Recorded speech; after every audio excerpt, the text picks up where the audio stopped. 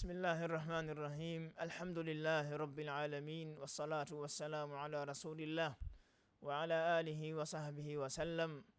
Toutes les louanges appartiennent à Allah subhanahu wa ta'ala, Seigneur des mondes, qui nous a créés et qui nous a guidés vers le droit chemin, le chemin de l'islam, le chemin du Coran et de la Sunna. J'atteste qu'il n'y a point de divinité véritable excepté Allah. Il est seul dans ses actions, seul dans la législation, dans les adorations, autrement dit. Il est aussi seul dans ses noms et dans ses attributs. Ceci dit, chers téléspectateurs, assalamu alaikum wa rahmatullahi wa barakatuh. Nous vous souhaitons la bienvenue dans cette émission au cœur de l'islam. C'est à la télévision parlementaire, le Parlement TV, en République de Guinée. Donc, comme d'habitude, nous avons comme invité Oussaz Moussa Diané.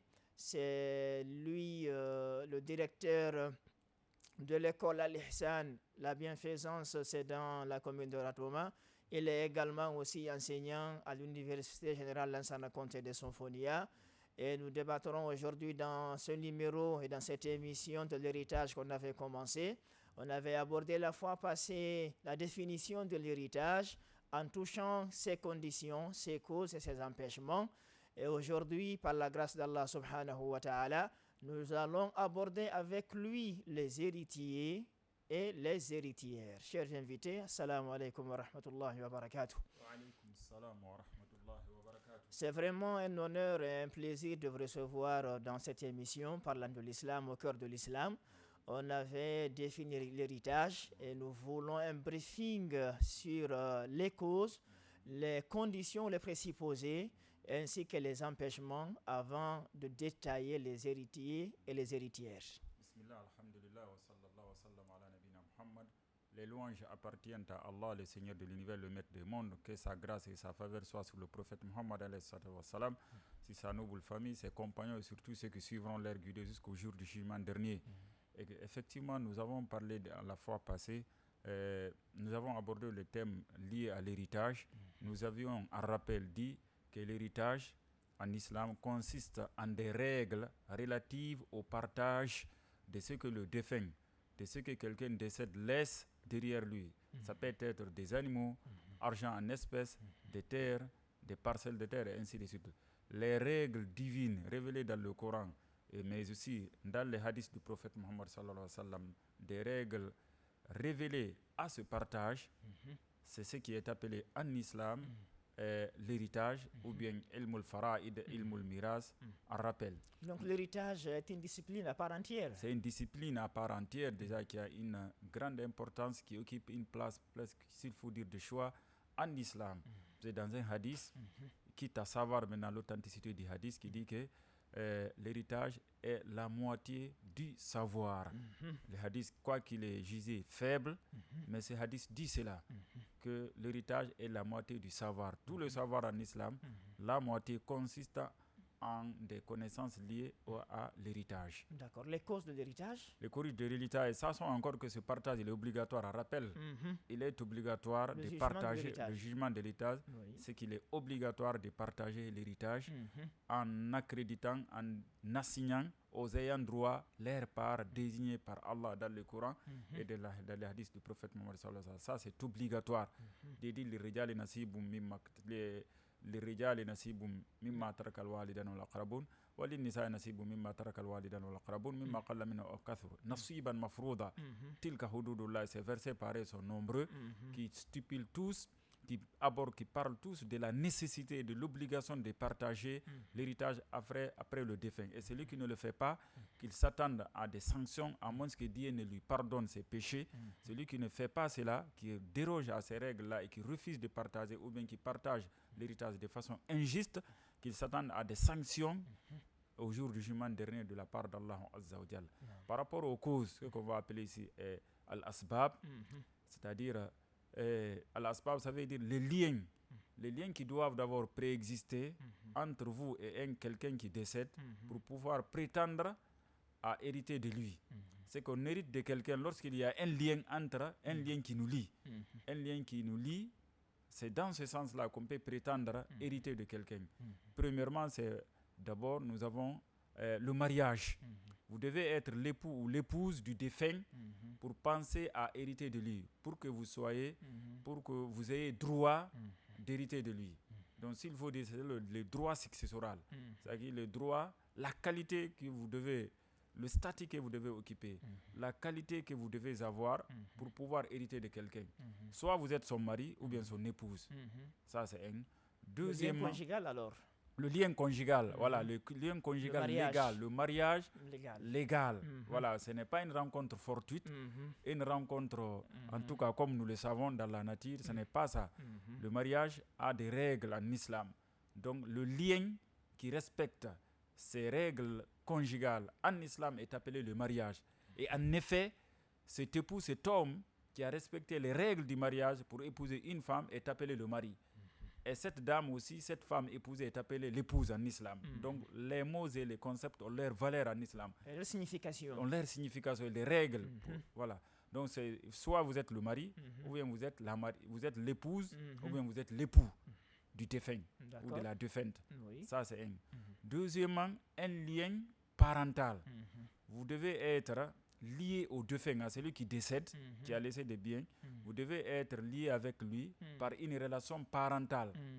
Soit vous êtes son fils, son papa, sa mère, voilà, son frère de lait, son frère germain, son frère, on va dire consanguin, ainsi de suite. Donc le lien parental, ça fait deux, non? Oui. Deuxièmement, l'alliance. C'est-à-dire l'alliance. Troisièmement, alors, je m'excuse, l'alliance qui n'existe plus actuellement dans le sens islamique. Dans la société moderne. Dans cette société moderne, n'existe pas. En tout cas, dans la majorité ça n'existe pas, on va dire comme ça. Même dans les sociétés où ça reste encore, ça tend à disparaître.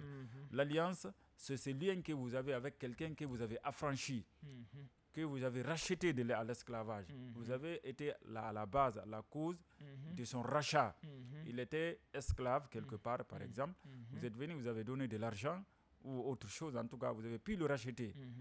Vous avez pu l'enlever dans ce statut d'esclave là. Donc vous êtes lié avec lui. Peut-être il ne sait pas même où se trouvent ses parents, ses enfants, ainsi de suite. Il y a un lien qu'on appelle l'alliance, al-wala entre vous. Voilà. Ce lien-là aussi peut vous prémunir, peut vous prédisposer à pouvoir hériter de lui. C'est-à-dire peut vous octroyer le droit d'hériter de quelqu'un. Donc ce sont ces trois liens. Il y a d'autres liens, mais ce sont ces trois liens-là qui sont consensuels. Les empêchements de l'héritage. Les empêchements de l'héritage, vous avez par exemple ar-riq. Ar-riq, ça veut dire l'esclavage. Quelqu'un qui est esclave, au moment où ce phénomène existait, quelqu'un qui est esclave ne doit pas hériter. C'est logique aussi, on l'avait expliqué ici la fois passée. Car tout ce que vous lui donnez comme héritage, il est déjà possédé par quelqu'un. C'est celui-là qui le possède qui finira par l'avoir. Donc mieux vaut laisser... Parce qu'il est privé de sa liberté. Il est privé de sa liberté voilà. Donc mieux vaut ne pas hériter, mieux vaut laisser le bien à ses parents au lieu de lui remettre cela et finalement c'est son maître qui va finir par le posséder. Donc c'est pourquoi l'islam dit qu'on ne lui remette pas jusqu'à ce qu'il soit affranchi, il quitte ce statut. Ça c'est un. Deuxièmement, vous avez al-qatl, le meurtre. Le meurtrier, l'assassin, n'hérite pas de celui qui l'a assassiné. Quand quelqu'un assassine quelqu'un, même s'ils sont des parents, même si c'est son mari, c'est son époux, c'est son fils, c'est sa maman, c'est son père, il n'hérite rien de lui. Le prophète a dit, rappel alayhi salatu wassalam, laysa lil qatil min tarikatil maqtul shay'un. Rien n'appartient aux assassins des biens de l'assassiné. Donc il y a cela.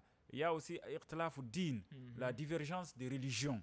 Vous n'appartenez pas, vous êtes musulman, vous n'appartenez pas à la même religion que l'autre qui est un parent, qui est un époux, qui peut être un fils, qui peut être un père, ainsi de suite.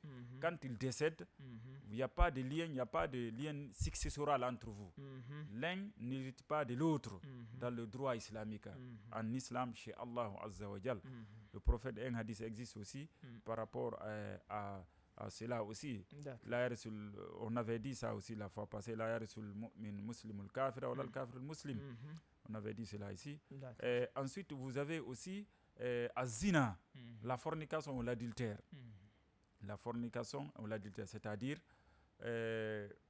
oui, az-zina. C'est-à-dire voilà de zina, c'est-à-dire l'enfant adultérin, que certains appellent aussi l'enfant naturel. L'enfant né hors mariage. Il n'hérite pas de son père biologique. En islam, ce n'est pas un père légal. Il est quand même son père biologique, mais il n'est pas un père légal. Il n'existe pas de lien successoral, de droit successoral entre eux. Le père biologique n'hérite pas de ce fils adultérin. Le fils adultérin aussi n'hérite en rien de son père biologique, son père adultérin. On se comprend à ce niveau. En islam, al-li'an aussi, c'est-à-dire l'imprécation conjugale. L'enfant désavoué, c'est-à-dire l'enfant qui est né, l'enfant qui a été désavoué par celui qui était supposé être son père. On avait, je pense, expliqué ça ici aussi. Dans un mariage légal. Dans un mariage légal, le mari, l'épouse tombe enceinte, mais l'époux dit que ce n'est pas lui qui est le père de ce fœtus. Ni la grossesse. Il nie la grossesse, oui. Il nie la grossesse. Il y a une procédure de prêter des serments qu'ils vont faire, auxquels ils vont se livrer. Au bout de cela, s'ils continuent à nier, le papa nie, la maman dit que non, c'est à lui l'enfant, et finalement l'islam prononce le divorce entre eux. L'enfant là qui sera né et qui a été en avance désavoué par le père biologique, cet enfant n'hérite plus de ce père qui l'a désavoué. Ni le père qui l'a désavoué n'hérite malgré l'existence d'un mariage légal. Oui, déjà à partir de là, ce mariage légal en islam, ce mariage est rompu. Ce mariage doit être rompu en islam. Cet homme n'est plus l'époux de cette épouse, et cette épouse ne doit plus être aussi épouse de cet homme. À partir du moment où il a désavoué, il a continué à désavouer, et que l'épouse a dit non, c'est pas vrai ce désavouement. Et que chacune des parties s'est livrée au serment déjà, qu'on connaît déjà qu'il y a, parce qu'on est en rappel, il y a une procédure pour cela aussi, on l'avait dit, c'est la fois passée, c'est-à-dire quand un mari désavoue un enfant, il désavoue, il nie la grossesse que porte son épouse, l'islam dit alors amenez-les. Le papa va jurer 3 fois. Et la 4e fois, il va dire, je jure au nom de Dieu que je ne suis pas le père de cet enfant, ou bien ce n'est pas de moi cette grossesse, quelque chose comme ça. Et la 4e fois, il va dire, je jure, si je mens, que la malédiction d'Allah s'abatte sur moi. Le mari, l'épouse aussi va faire autant. La même chose. 3 fois. Mais la 4e fois, il va dire, je jure qu'il est le père de ce que je porte. Et que si je mens, que la colère d'Allah s'abatte sur moi. Si cela est, c'est fini, c'est le divorce qui est déjà consommé entre eux, c'est fini. Ces deux ne se pourront plus en islam se remarier. Quelles que soient les circonstances. Quelles que soient les circonstances. Et cet enfant ne va jamais hériter de ce père qu'il a désavoué déjà. Mais il peut hériter quand même de sa maman. En islam. En islam. Il y a aussi Adamul Istihlal, le mort-né. Le mort-né n'a pas droit à la succession. Il n'a pas droit, c'est-à-dire à l'héritage. L'enfant qui est né, mort-né, on comprend le mort-né, c'est-à-dire qui était dépourvu de vie, qui n'a pas respiré après, qui n'a pas crié ni respiré après, il n'a pas droit. Mais s'il a respiré, ne serait-ce qu'une seconde, ou 1 minute de vie après il décède, cet enfant a droit à l'héritage. On doit hériter de lui, lui-même il doit hériter aussi. On se comprend. D'accord. Voilà. Merci Oustaz Diani pour ces précisions. Nous rappelons à notre spectateur que nous parlons de l'héritage en islam. Nous avons rappelé ses causes, ses conditions et ses empêchements. Et nous voulons aborder avec vous, Oustaz Diani, le côté des héritiers. Qui sont les héritiers d'un défunt? D'accord. Les héritiers, si vous permettez aussi, c'est bon de dire ça aux téléspectateurs, qu'on touche à l'héritage, qu'on pense à l'héritage, que lorsqu'il y a d'abord un cas de mort. Celui qui a laissé les biens doit décéder, effectivement, ou supposé décéder, en cas de disparition par exemple, trop prolongée, ces biens peuvent être pris en islam et partagés à ses ayants droit. Donc il faut qu'il y ait un cas de mort certifié. Et que celui qui doit hériter soit en vie, pendant que l'autre est décédé, pendant le décès de l'autre. On se comprend à ce niveau. Troisièmement, il faut qu'on sache comment ils sont liés. Celui qui est l'héritier, comment il est lié au défunt. Quel est le lien entre eux et quelle est la part destinée à l'héritier. Il faut qu'on ait cette connaissance. Si on n'a aucune connaissance de cela, là aussi une condition manque aussi. À supposer qu'il y ait un cas de décès massif où toute une famille périt, qu'Allah nous préserve. Amin, voilà, et que le papa, la maman, le père, ainsi de suite, le fils, le frère et son jeune frère partent par exemple. Voilà, et dans ce cas, on ne sait pas qui est décédé avant l'autre par exemple. Et ça arrive, hein, quoi, en cas de tremblement de terre par exemple. Mais même les accidents de circulation, ça peut arriver aussi. Voilà, dans ces cas de circonstances, dans ces cas de figure, on ne sait pas, c'est le petit-fils qui est décédé avant le grand frère ou c'est l'inverse. Là, on ne partage pas aussi. Il y a une procédure que l'islam préconise dans ce sens aussi. On se comprend? Oui. Voilà. Donc, les héritiers maintenant.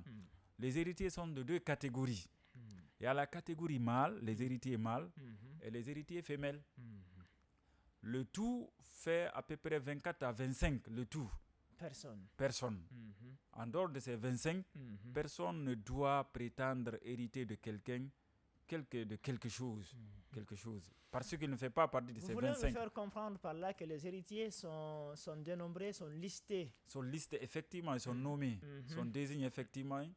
Et les héritiers mâles sont à peu près 15.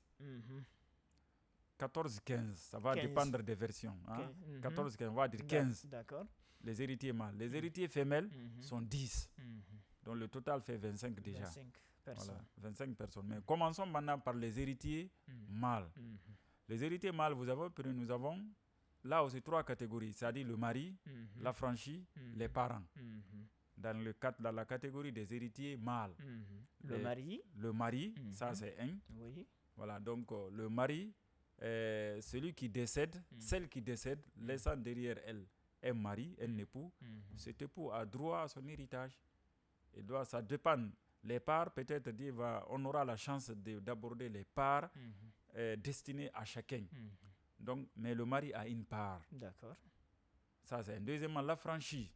Vous affranchissez quelqu'un, on l'avait dit, vous la rachetez à l'esclavage. Vous êtes à la base de sa libération, de sa liberté. Finalement, il décède, ne laissant derrière lui aucun parent. Vous ne connaissez aucune personne qui soit liée à lui par une relation parentale.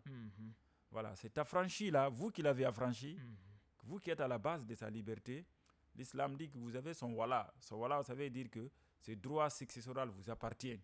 Ces biens vous reviennent. C'est logique aussi. C'est logique. Ça fait 2. Là, ça, c'est là. Maintenant, la troisième catégorie qui est plus nombreuse dans la catégorie mâle, ce sont les parents.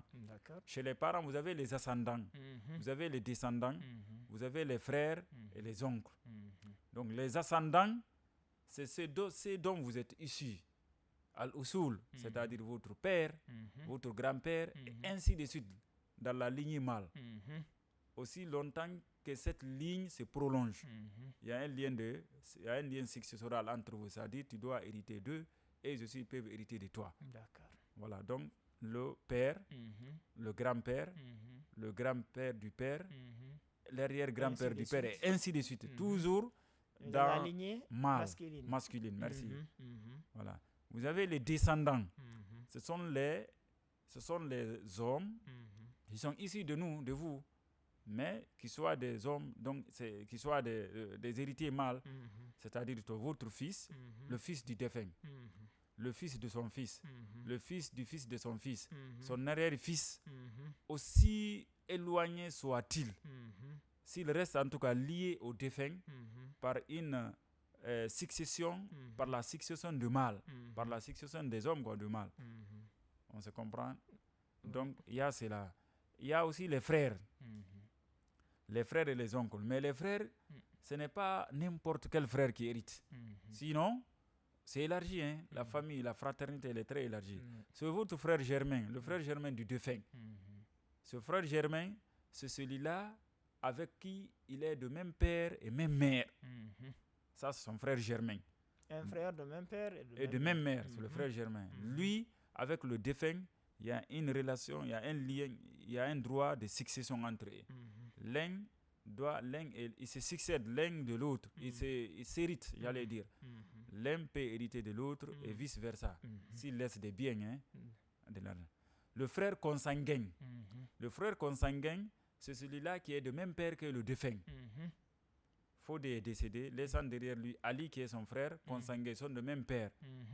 Ils sont de même père.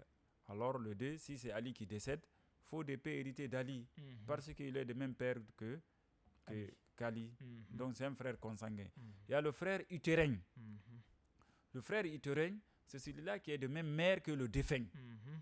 Voilà. Quelqu'un décède, alors que vous êtes de même mère que lui, vous pouvez hériter de lui. Voilà, c'est 3 catégories de frères. Le frère germain, le frère consanguin, le frère utérin. On se comprend? Si vous permettez peut-être dans nos langues, on va dire d'accord, on va passer. Allez-y. Allez, voilà. Mais c'est bon de rappeler ici encore, ce frère germain, s'il a un fils, il peut hériter de vous aussi. D'accord. Hein? Le fils de votre frère, son fils, le fils, c'est-à-dire son garçon, mâle quoi. Les garçons alors. Les garçons, voilà, les fils du frère germain et aussi du frère consanguin. D'accord. Mais pas les fils ou les filles du frère utérin. C'est là, le lien successoral se limite à ton frère utérin, pas à sa descendance. Mais quant à ton frère germain ou ton frère consanguin, le lien successoral continue avec ses fils garçons, les deux là, on se comprend, ton frère germain et ton frère consanguin. Maintenant les oncles. Les oncles, il s'agit par exemple des oncles paternels, mais aussi il y a des oncles, il y a les oncles paternels, pas des oncles maternels. Les oncles maternels sont exclus du droit de succession. D'accord. Il s'agit des oncles paternels.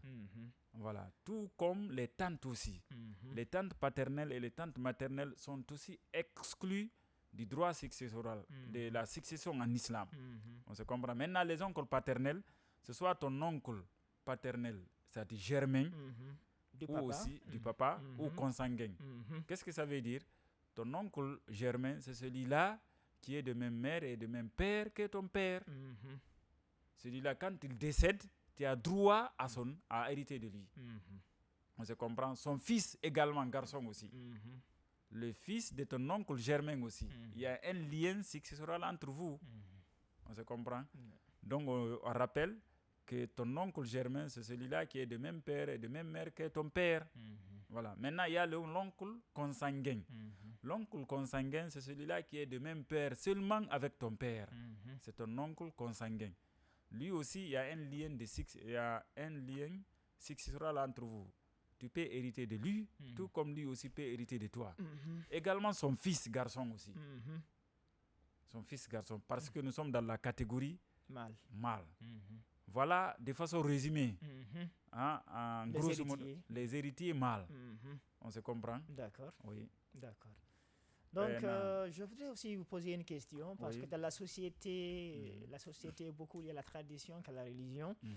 Par exemple, on peut cohabiter ici et que, mon papa est plus âgé qu'une personne et que cette personne appelle mon papa frère. Donc, par la suite, je suis obligé de l'appeler oncle, parce qu'il a appelé mon papa frère. Est-ce que celui-ci aussi fait partie des héritiers mâles ou masculins? Non, ce sont des familles, c'est une famille collatérale. C'est une famille éloignée, collatérale. Elle n'appartient pas, elle n'a pas droit à la succession. Ce sont seulement les 15 hommes, les 15 hommes que nous avons cités ici, qui ont droit à l'héritage de quelqu'un quand il décède. On peut les citer rapidement, nommément, le père, le grand-père, ça fait des noms. Oui. Le fils, le petit-fils, tant que ça continue du côté des garçons. L'arrière-petit-fils, l'arrière du petit-fils. On a 4 noms. 4, oui. On a 4. Nous avons ton oncle paternel, germain, qui est de même mère, même père que ton père. Son fils aussi. Ça fait 6. Ton oncle consanguin, qui est de même père avec ton père.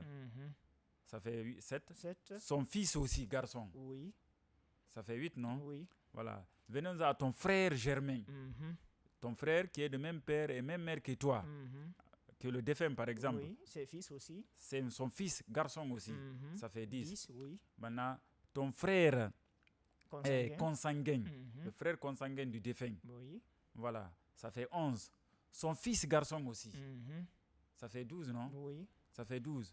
Maintenant, le mari. 13. Le mari, ça fait 13. Celui qui a affranchi. 14. Ça fait... Et le fils du frère... et le frère Itéren, on ne l'avait pas cité. Le frère Itéren. Ça fait 15. Ça fait 15. D'accord. Voilà nommément les 15. Ce sont les héritiers. Ce sont les héritiers qui sont qui sont catégorisés en mari, affranchis et des parents. D'accord. Les parents aussi sont en ascendant, descendant, oncle et frère. Mais avec les conditions que nous avons décrites ici tout de suite là. Pas n'importe quel oncle, pas n'importe quel frère aussi. D'accord. Dans la famille. Hein? D'accord.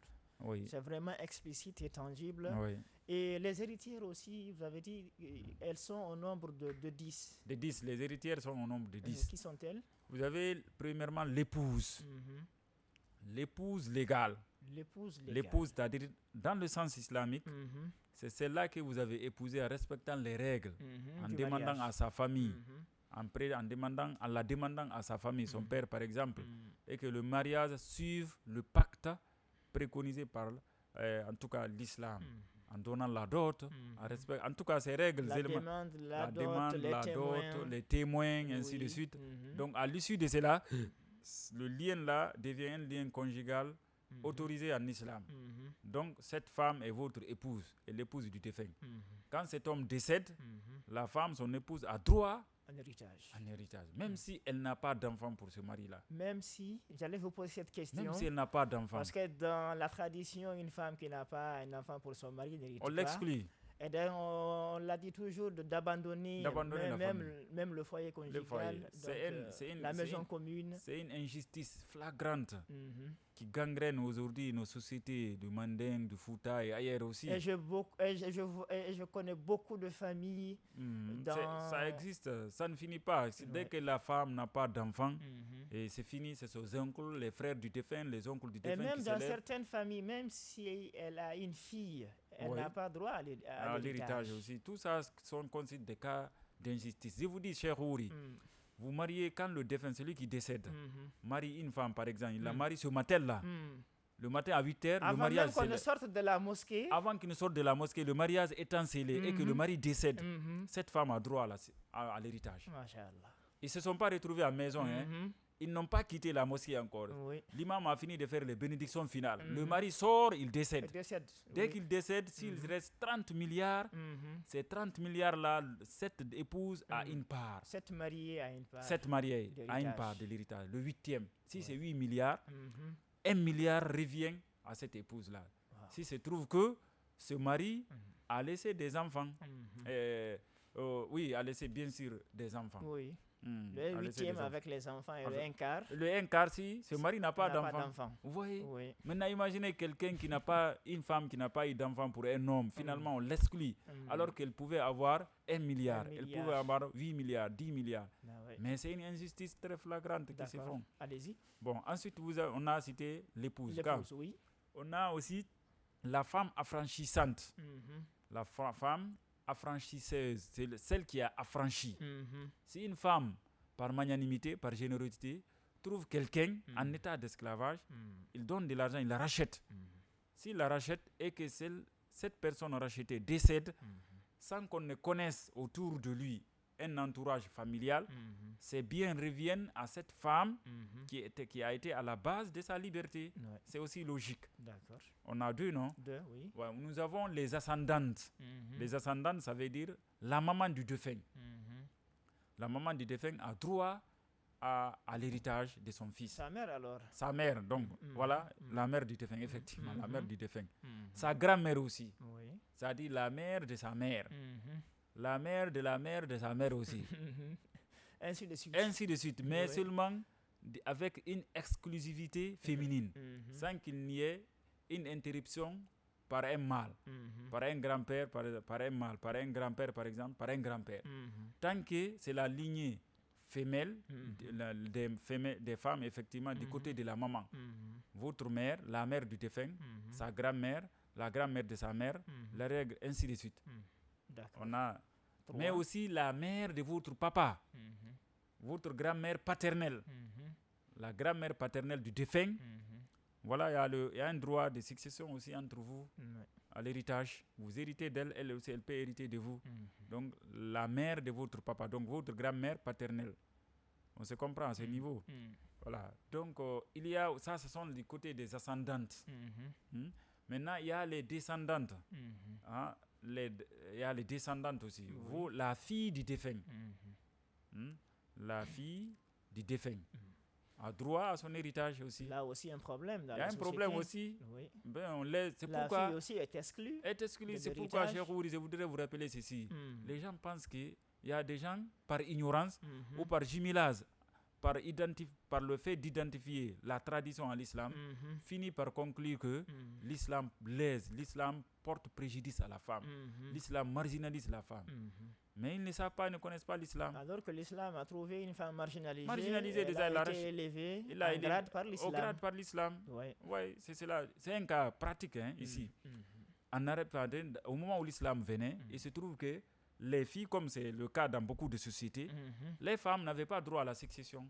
Mais quand l'islam est venu, l'islam dit, quand un père décède, laissant derrière lui une fille unique, cette fille unique a droit à la moitié de ses biens. Si c'est true que le père avait laissé, disons par exemple 20 milliards, et qu'il n'a laissé derrière elle qu'une fille unique, même s'il a un père, même s'il a une mère, c'est celui qui est décédé là, même s'il a des oncles, même s'il a des frères, il a 10 frères, 10 oncles, il a un père, un grand-père, mais ne laissant qu'une fille unique. Cette fille unique, mon cher prend la moitié des biens. Prends la moitié. Si c'est 20 milliards, prend 10 milliards. Masha'Allah. Comment peut-on dire que l'islam porte préjudice à cette? C'est pourquoi avant de se prononcer sur certains sujets, il faut toujours savoir d'abord la raison. La raison, et comprendre Parce aussi qu'il y a comment. beaucoup de personnes aujourd'hui qui n'aiment pas l'héritage. Quand on parle de l'héritage, ils ne sont pas du tout convaincus. C'est parce qu'ils ne connaissent pas ces règles-là. Voyez comment l'islam a donné le poids à la fille unique qui est restée, même s'il a des oncles, 10 oncles, 10 frères, un grand-père, un père. C'est beaucoup, du côté des hommes. C'est beaucoup. Mais cette fille, elle seule, les 20 milliards que son papa a laissés, elle seule, elle a droit à 10 milliards. Et les 10 autres milliards reviennent au père, au grand-père, aux oncles, aux frères, ainsi de suite. Vous voyez? Donc, il y a la fille, on le cite, non? C'est le partage d'Allah. C'est le partage d'Allah. Voilà. Effectivement, c'est le partage d'Allah. Allez-y. Et nous avons la fille, donc du défunt. La fille du défunt, ça, nous sommes en train de citer, à rappel, les héritières. Les héritières. Donc, la fille du défunt. Mais aussi la fille de son fils. La fille de son fils. Son fils légal aussi. Pas la fille de sa fille. Non, pas la fille de sa fille. Voilà. La fille de son fils. Oui. Un fils, quand on dit en islam, on dit fils, c'est un fils légal. Pas un fils adoptif. Pas un fils né hors mariage. En islam, on ne l'appelle pas fils. D'accord. Voilà, donc c'est ce fils-là légal, la fille du fils. La fille du fils du défunt.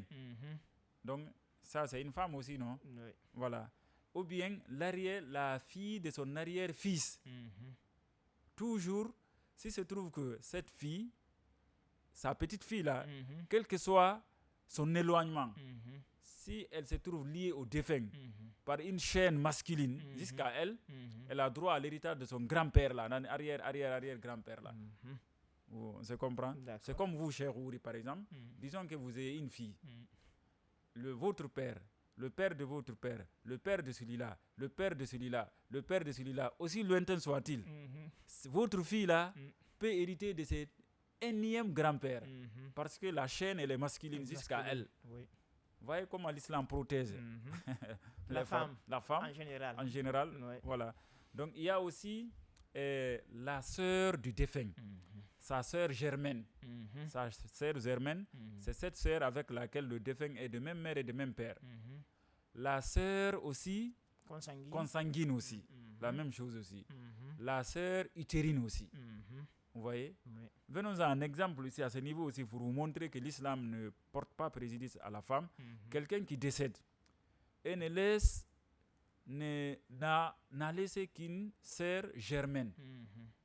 Une sœur germaine. Cette sœur germaine a droit à la moitié de l'héritage de son frère. Vous comprenez, cher Ouri?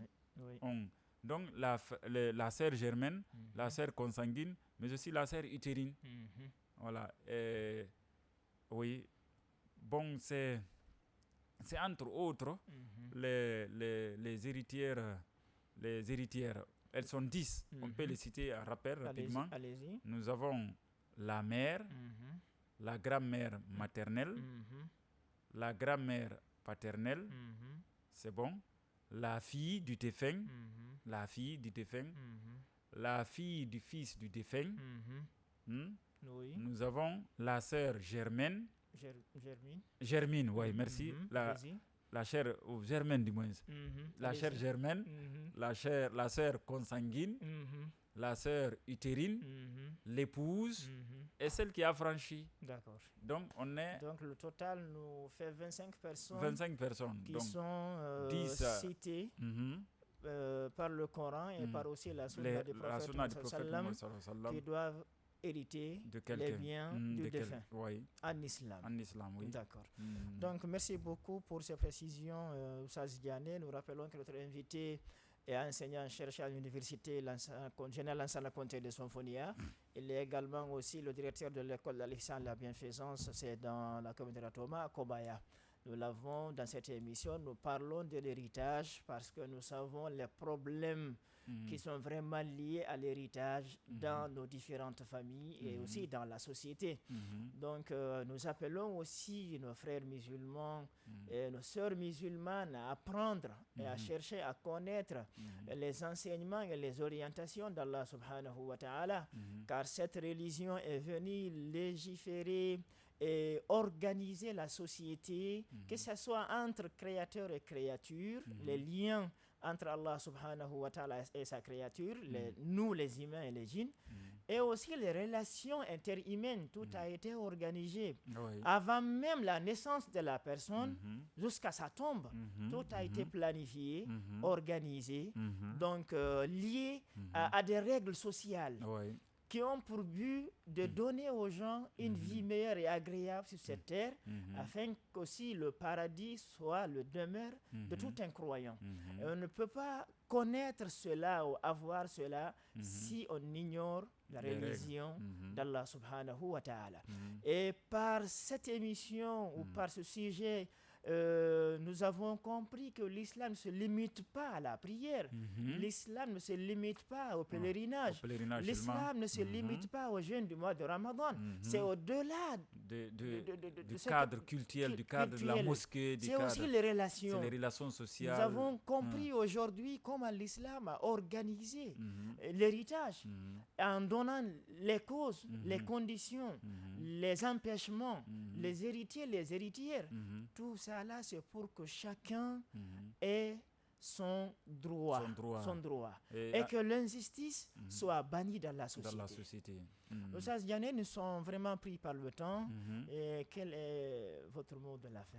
Le mot de la fin, c'est voudrais prodiguer, en tout cas ce message-là, à l'endroit des oncles, à l'endroit des frères d'un défunt. Le plus souvent dans nos sociétés, quand quelqu'un décède, ses oncles paternels, ou bien ses frères germains, consanguins ou utérins, qu'ils fassent attention de porter préjudice, de ne pas porter préjudice aux orphelins. Aux orphelins, ces cas-là sont très nombreux. Dès que quelqu'un décède, ses frères se lèvent.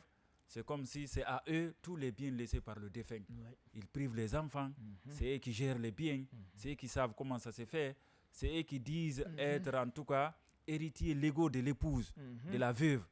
Il faut que la veuve, qu'il remarie la veuve de façon obligatoire, bon gré ou mal gré. Alors que cela n'est pas le cas. Cela n'est pas le cas. Ce n'est pas une obligation. Ce n'est pas une obligation. Quand quelqu'un décède, elle a le choix de revenir, d'accepter le mariage, prétendre le mariage, en tout cas proposé par la famille de son épouse, ou de refuser catégoriquement. Mais les femmes sont aujourd'hui contraintes à accepter parce que si elles n'acceptent pas, on les exclut de l'héritage. On dit que vous partez ailleurs. Quand quelqu'un te marie, si ce n'est pas nous, après le mari de notre frère, après le décès de notre frère, alors quand tu es marié ailleurs, tu iras là-bas, tu n'as rien à l'héritage, tu ne vas rien avoir et finalement la femme va voir ses enfants, ses fils pour les Est-ce que ce n'est pas aussi une façon, parce que dans la société on dit que la femme est toujours soumise, c'est le cas, mais dans certaines circonstances de temps ou de manière, est-ce qu'elle est obligatoire à une femme de se soumettre à cette injustice. Non. Parce que dans la société, on dit toujours, si par exemple la femme ne cherche pas la bénédiction des oncles, donc les enfants ne pourront pas réussir. Les oncles viendront la dire de quitter, chercher même les orphelins. Oui. Est-ce que ce n'est pas une manière de la rabaisser et de la priver de ses droits? Cheikh Omar, je voudrais même vous dire, parfois on outrepasse le sens même de la soumission là que l'islam préconise à la femme. Oui. Le sens dont parle l'islam, ce n'est pas dans ce sens que la soumission est utilisée par les gens dans nos traditions. Dans nos traditions, on exagère. C'est une soumission élargie. C'est une élargie et illégale aussi. Illégale, non autorisée par l'islam. Non fondée. Non fondée. Et non fondée. On va dire non, il faut accepter d'être marié, soit soumise, soit patiente, c'est pour que tes enfants soient bénis. Mais c'est pas vrai ça. Quand le défunt passe, quand le mari décède, l'épouse, c'est-à-dire l'ex-épouse, c'est si elle veut, elle reste. Si elle veut, elle ne reste pas, elle peut être mariée ailleurs. Elle n'a aucune malédiction dans ce sens. D'accord. Rien ne la suit, sauf de la bénédiction d'Allah Azza wa Jal. D'accord. Mon frère. Est-ce Donc, que par ce fait, l'autorisation ou la possibilité de rester en justice pour être rétabli dans ses droits? oui, je connais ces cas actuellement là qui ont été portés, qui risquent en tout cas, qui sont portés devant la justice parce qu'on a trouvé, c'est un cas que je connais déjà. Quand le mari est décédé, l'ex-épouse a été remariée. La famille de son ex-mari, époux, a dit net que un homme ne rentrera pas, là-bas. Et si elle n'a pas, il se trouve qu'en avant de ça, que la famille de son ex-époux avait demandé à ce qu'elle la marie. Les hommes de là-bas, quoi, ils l'ont demandé. Elle dit non, qu'elle ne veut plus revenir à cette famille. La femme est restée, s'est calmée. Un autre mari est revenu remarier la femme. La femme a dit alors que ce mari-là, qui t'a marié, ce nouvel époux-là, ne va pas habiter dans cette maison. Alors que son mari, son ex-mari-là, lui avait octroyé cette maison. Wallah, il lui avait dit que je te donne telle maison avec tes enfants. D'accord. Maintenant, la famille actuellement est sur une ligne, en tout cas de l'exclure de la maison. On lui a dit ça clairement, qu'elle doit partir ailleurs avec son mari. Et que la maison doit être laissée aux oncles, aux frères, ainsi à la famille. Alors, dans ce cas de figure, la femme a la possibilité La femme est partie chez les théologiens, nos chers, nos oulamas. Les oulamas ont dit... les imams ne sont pas respectés, écoutez, vous les connaissez, ne sont pas écoutés. Finalement, qu'est-ce qu'on a dit à la femme? On a dit porte plainte contre eux, soit à l'OPROGEM, soit en tout cas au tribunal de première instance, à l'un des tribunaux de première instance. La femme se prépare pour cela actuellement là. D'accord. J'en connais beaucoup de cas. D'accord. Devant le juge, le droit sera dit. Le droit sera dit, on est obligé de se soumettre. D'accord, Oussaz Diané, merci beaucoup. C'est à moi de vous remercier. Nous sommes vraiment fiers de vous recevoir dans cette émission au cœur de l'islam. C'est la radio parlementaire. C'est aussi à la télévision parlementaire, le Parlement TV. On avait comme invité Oussaz Diané, enseignant-chercheur à l'Université générale Lansana Conté de Sonfonia. Il est également directeur de l'école Al-Ihsan, c'est dans Kobaya, dans la commune de Ratoma. Chers téléspectateurs, merci de nous pratiquer, merci de nous avoir écoutés, qu'Allah subhanahu wa ta'ala vous récompense par ses biens, qu'il accepte nos dévotions, nos actes de dévotion et qu'il nous protège et qu'il nous octroie une vie agréable et meilleure et que le paradis soit notre demeure. Wa jazakumullahu khayran, qu'Allah vous récompense par ses biens et à plus tôt. Assalamu alaikum wa rahmatullahi wa barakatuh.